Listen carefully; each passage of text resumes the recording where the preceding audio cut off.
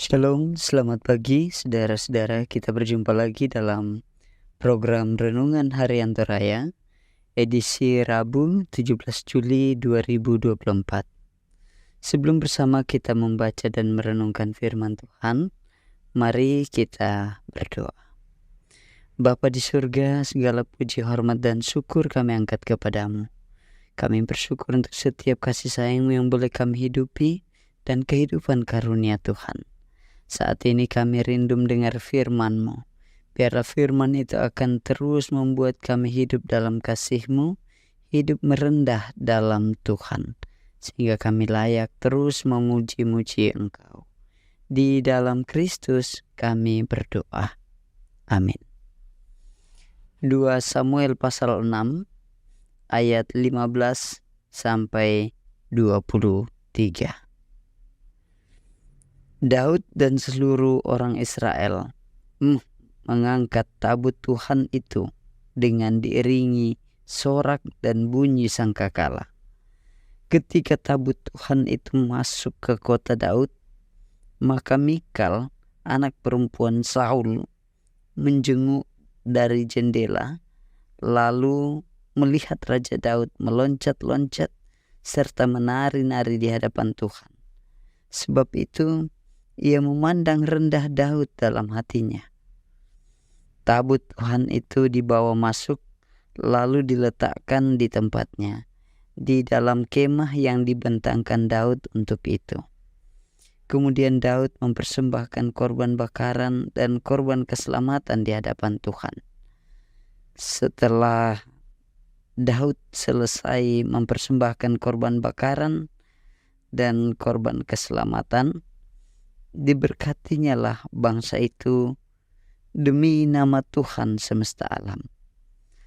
Lalu dibagikannya kepada seluruh bangsa itu, kepada seluruh halayak ramai Israel, baik laki-laki maupun perempuan, kepada masing-masing seketul roti bundar, sekerat daging, dan sepotong kue kismis.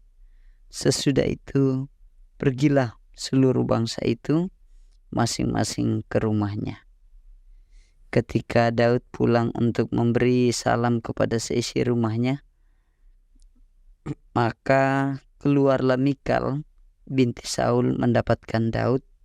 Katanya, "Betapa raja orang Israel yang menelanjangi dirinya pada hari ini di depan mata budak-budak perempuan, para hambanya, merasa dirinya terhormat pada hari ini, seperti orang hina dengan tidak malu-malu menelanjangi dirinya." Tetapi berkatalah Daud kepada Mikal, "Di hadapan Tuhan yang telah memilih aku dengan menyisihkan ayahmu dan segenap keluarganya untuk menunjuk aku menjadi raja atas umat Tuhan, yakni atas Israel. Di hadapan Tuhan aku menari-nari, bahkan aku akan menghinakan diriku lebih daripada itu. Engkau akan memandang aku rendah, tetapi bersama-sama budak-budak perempuan yang kau katakan itu, bersama-sama mereka lah aku mau dihormati." Mikal binti Saul tidak mendapat anak sampai hari matinya. Saudara-saudara yang kekasih dalam Kristus Yesus, pembacaan kita pada saat ini diberikan satu tema, merendah dalam Tuhan. Umpupeng kadiongan kale lan puang matua. Seorang novelis asal Skotlandia, J.M. Barrie, pernah berujar bahwa hidup ini adalah pelajaran panjang akan setiap atas sikap rendah hati. Ungkapan tersebut sangat dipengaruhi oleh latar belakang masa kecilnya yang hidup dalam serba kekurangan. Jika demikian, apa hubungannya dengan teks bacaan kita? Saudara-saudara, Sikap rendah hati sangat bergantung pada pengosongan diri atau kenosis. Pengosongan diri mengisyaratkan untuk tidak mengutamakan segala bentuk kelebihan yang ada pada dirinya, tetapi melihatnya sebagai pemberian yang dipercayakan oleh Tuhan. Demikian halnya dalam bacaan hari ini. Kita mendapati bahwa jabatan dan tahta yang berada di tangan Daud sumbernya dari Tuhan semata. Sehingga tarian dan luapan sukacita Daud merupakan caranya untuk merendahkan diri di hadapan hadirat Allah yang disimpulkan dengan tabut Tuhan. Hal kontras juga justru ditunjukkan oleh Mikal yang tidak senang melihat Daud merendahkan dirinya. Hidup ini adalah proses panjang untuk merendahkan diri. Kita diajak untuk senantiasa menghidupi hal tersebut. Kita harus menanamkan dalam batin kita bahwa segala sesuatu yang kita miliki berasal dari dan demi untuk Tuhan.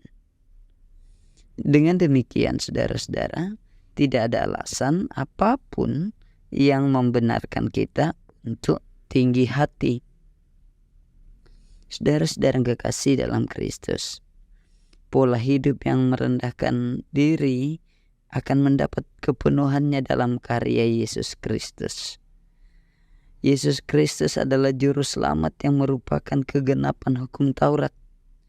Dapat kita lihat dalam Roma pasal 10 ayat 4. Hal ini hendaknya selalu dipengaruhi dan membarui batin kita, bahwa Allah telah merendahkan dirinya dalam Kristus, dan oleh Roh Kudus kita diyakinkan dan dimampukan untuk mengikuti teladan Kristus. Terpujilah Allah. Amin. Mari kita berdoa. Bapa di surga, terima kasih firman-Mu saat ini telah menyapa kami untuk menyatakan hidup yang merendahkan diri di hadirat Tuhan, sehingga kami boleh mendapat jawaban sukacita bahwa kepenuhan hidup hanya kami alami di dalam Kristus. Terpujilah Kristus, memberkati segenap jemaat-Mu. Amin.